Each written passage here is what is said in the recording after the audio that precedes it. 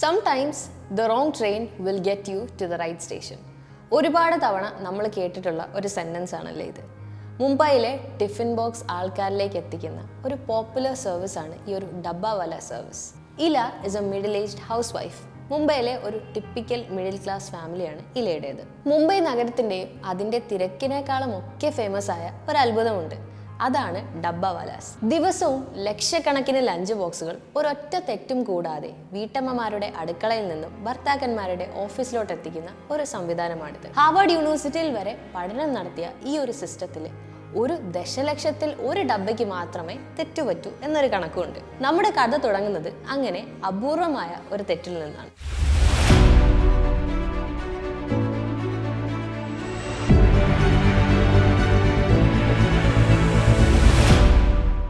ഇനി കഥയിലെ പ്രധാന കഥാപാത്രങ്ങളെ പരിചയപ്പെടാം. ഇല ആൻഡ് സാജൻ ഫെർണാണ്ടസ്. ഇല മുംബൈയിലെ ഒരു മിഡിൽ ക്ലാസ് വീട്ടമ്മയാണ്. ഇലയുടെ ഭർത്താവാണ് രാജീവ്. അവർക്കൊരു ചെറിയ മകളുമുണ്ട്. ഇലയുടെ ജീവിതം അടുക്കളയിലും മകൾക്ക് വേണ്ടിയുമുള്ള ഓട്ടത്തിലായി ഒതുങ്ങിക്കൂടിയിരിക്കുകയാണ്. ഭർത്താവിന് അവളോടുള്ള സ്നേഹവും ശ്രദ്ധയും കുറയുന്നു എന്ന് അവൾക്ക് തോന്നുന്നുണ്ട്. ആ ഒരു വിവാഹ ബന്ധത്തിലെ മടുപ്പും ആ ഒരു ലോൺലിനെസ്സും ഒക്കെ അവളെ വല്ലാണ്ട് അലട്ടുന്നുണ്ട്. ഈ ബന്ധം മെച്ചപ്പെടുത്താൻ വേണ്ടിയിട്ട് അവൾ ഒരു വഴി കണ്ടെത്തുന്നുണ്ട്.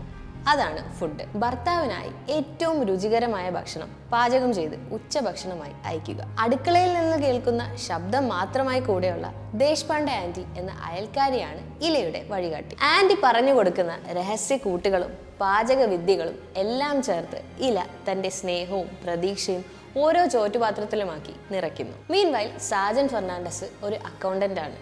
അധികം വൈകാതെ ജോലിയിൽ നിന്നും വിരമിക്കാൻ ഒരുങ്ങുന്ന ഒരു മധ്യവയസ്കൻ. ഭാര്യ മരിച്ച ശേഷം ആ ഒരു ലോൺലിനെസ്സിൽ ഒതുങ്ങിക്കൂടിയിരിക്കുകയാണ് അദ്ദേഹം. ഓഫീസിലെ കസേരയിലും വീട്ടിലെ ജനലിന്റെ അരികിലും നിന്ന് അദ്ദേഹം ലോകത്തെ കാണുന്നത് ഒരുതരം വിരസതയോട് കൂടിയിട്ടാണ്. സ്വന്തം വീട്ടിലെ ജനലിനടുത്ത് കളിക്കുന്ന കുട്ടികളോട് പോലും ഒച്ച ഉണ്ടാക്കരുത് എന്ന് പറഞ്ഞ് ദേഷ്യപ്പെടുന്ന അത്ര ഏകാന്തനാണ് സാജൻ. ഒരു റെസ്റ്റോറന്റിൽ നിന്നുമുള്ള ഡബ്ബയാണ് അദ്ദേഹത്തിന് ദിവസവും ലഞ്ചായി ലഭിക്കാറ്. അങ്ങനെ ഒരു ദിവസം ഇലയുടെ കൈപുണ്യം നിറഞ്ഞ ആ ഒരു ലഞ്ച് ബോക്സ് രാജീവിന്റെ ഓഫീസിലേക്ക് പോകുന്നതിന് പകരം ഡബ്ബാവാലാസിന്റെ ഒരു കയ്യബദ്ധത്തിൽ സാജൻ ഫെർണാണ്ടസിന്റെ മേശപ്പുറത്ത് എത്തിച്ചേരുന്നു. ലഞ്ചിനായിട്ട് ആ ഒരു ബോക്സ് തുറന്ന സാജൻ ആ രുചിയിൽ കൈൻഡ് ഓഫ് അത്ഭുതപ്പെടുന്നുണ്ട്.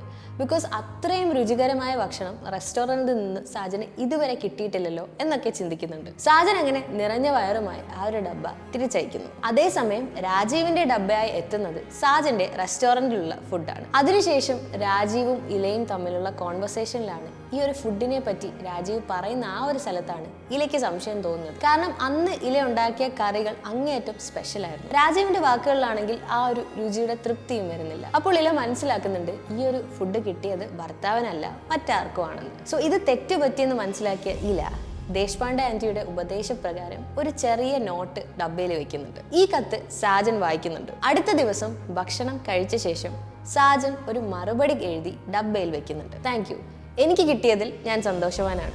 ആഹാരം അത്ര രുചികരമായിരുന്നു. എന്നാലും നാളെ മുതൽ എനിക്ക് ഈ പഴയ ഭക്ഷണം കഴിക്കാമല്ലോ, കുഴപ്പമില്ല, സാരമില്ല എന്നൊക്കെ പറയുന്നുണ്ട്. ഈ മറുപടി ഇലയെ ചിരിപ്പിക്കുകയും അതേസമയം ചിന്തിപ്പിക്കുകയും ചെയ്യുന്നു. തൻ്റെ ജീവിതത്തിലെ ആ ഒരു മടുപ്പിനിടയിൽ ഒരു അപരിചിതനുമായി സംസാരിക്കാൻ കിട്ടിയ ഒരവസരമായി ഇല ഇതിനെ കണ്ടു. അവർ ഡബ്ബകളിലൂടെ അങ്ങനെ കത്തുകൾ കൈമാറാൻ തുടങ്ങി. ഇല തൻ്റെ ഭർത്താവിന് മറ്റു ബന്ധങ്ങളുണ്ടെന്നും അതിനെക്കുറിച്ചുള്ള സംശയങ്ങളും ഒക്കെ സാജനുമായി പങ്കുവച്ചു. മീൻവൈൽ സാജൻ തൻ്റെ ഏകാന്തതയെക്കുറിച്ചും മരിച്ച ഭാര്യയെക്കുറിച്ചും ജോലിയിൽ നിന്നും വിരമിക്കുന്നതിനെക്കുറിച്ചും ഒക്കെയുള്ള കാര്യങ്ങൾ ഇലയുമായി പങ്കുവച്ചു. ഇല തൻ്റെ കുട്ടിക്കാലത്തെക്കുറിച്ചും ഇഷ്ട ഭക്ഷണങ്ങളെക്കുറിച്ചും ഒക്കെ എഴുതി. ഇരുവർക്കും ഈ കത്തുകൾ ഒരു ആശ്വാസമായി പിന്നീട് മാറി. സംസാരിക്കാൻ ആളില്ലാതെ ഒറ്റപ്പെട്ടു പോയ രണ്ടുപേർ ലഞ്ച് ബോക്സിലൂടെ അങ്ങനെ ഹൃദയം പങ്കുവച്ചു. We will forget things if we have no one to share it with. നമ്മൾ കാര്യങ്ങൾ മറ്റൊരാളോട് പറയാതിരുന്നാൽ അത് പതിയെ നമ്മൾ മറന്നുപോകും എന്ന് സാജൻ ഇടയ്ക്ക് പറയുന്നൊരു ഡയലോഗുണ്ട്. ഓഫീസിൽ സാജന് പിന്നീട് തന്റെ പിൻഗാമിയായിട്ട് അസ്ലം ഷെയ്ഖ് എന്നൊരാളിന് ട്രെയിനിങ് കൊടുക്കേണ്ടി വരുന്നുണ്ട്. നവാസുദ്ദീൻ സിദ്ദിഖിയാണ് ഈ ഒരു ക്യാരക്ടർ ചെയ്യുന്നത്. അനാഥനായ പക്ഷെ കണക്കുകളിൽ സ്വയം പഠിച്ച് മിടുക്കനായ കുറച്ച് വാചാലനായ ഒരാളാണ് ഷെയ്ഖ്.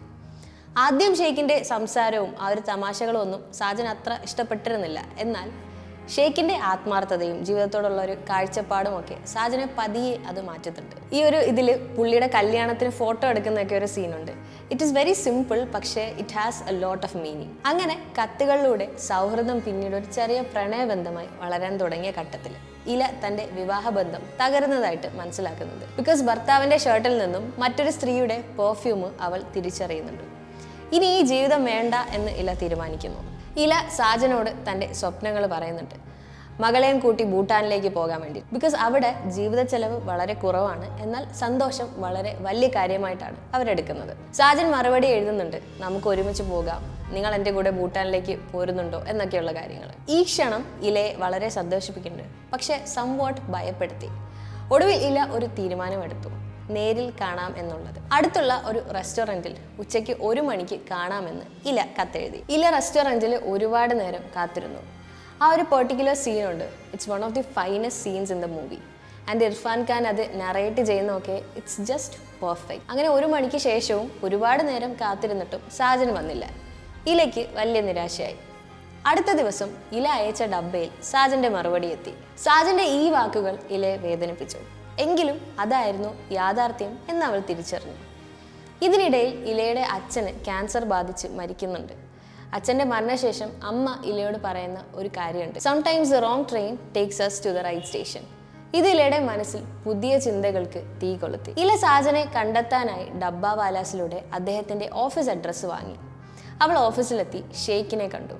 ഷെയ്ഖ് ഒരു ദുഃഖവാർത്തയാണ് പറയുന്നത്. ബിക്കോസ് സാജൻ ജോലിയിൽ നിന്നും വിരമിച്ച് നാസിക്കിലേക്ക് പോയി. ഇല നിരാശയായി. അവൾ അങ്ങനെ ഒരു അവസാന കത്ത് സാജൻ എഴുതി. അത് ഡബ്ബാവാലാസിന്റെ കൈവശം സാജന്റെ പഴയ ഓഫീസിലേക്ക് കൊടുത്തു. ഞാൻ ഭൂട്ടാനിലേക്ക് പോകാൻ തീരുമാനിച്ചു.